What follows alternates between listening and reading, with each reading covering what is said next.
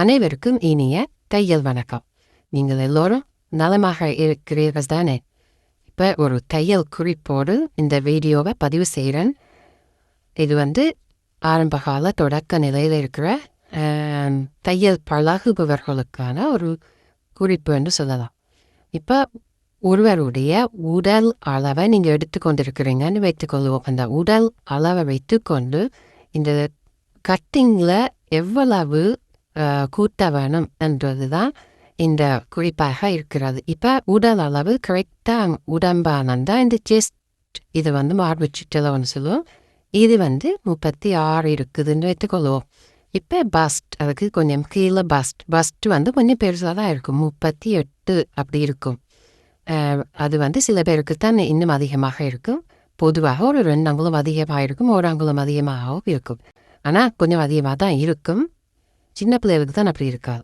சரியா? அப்போ இப்போ இந்த பஸ்டின் அளவை எடுக்கிறது சுடிதாருக்கு பெட்டர். அப்போ தான் கொஞ்சம் எப்படி இருக்குமான்னு சொன்னால், இல்லாட்டிக்கு நீங்கள் இதை கணக்கு இறுக்கமாக இருக்கும் இந்த இடத்துல. அப்போ பஸ்டின் கணக்கு எடுத்து வச்சுக்கொண்டு அளவு இது கரெக்டான அளவு 38 ஆக இருந்தால் நீங்கள் இந்த 38 4ஆல் பிரிச்சுட்டு வர விட இருக்குத்தானே 9.5 அங்குலம் இருக்கும். அதோட 1 அங்குலத்தை கூட்டிக்கொள்ளவர். இப்போ 10.5 இது தையல் போடுற இடமா இருக்கும். எவ்வளவு தேப்பால் அளந்து நாங்கள் வைக்கிற இந்த தையல் போடுற இடம் இந்த 10.5 இருக்கும் ஒரு 38 உள்ளவர்களுக்கு.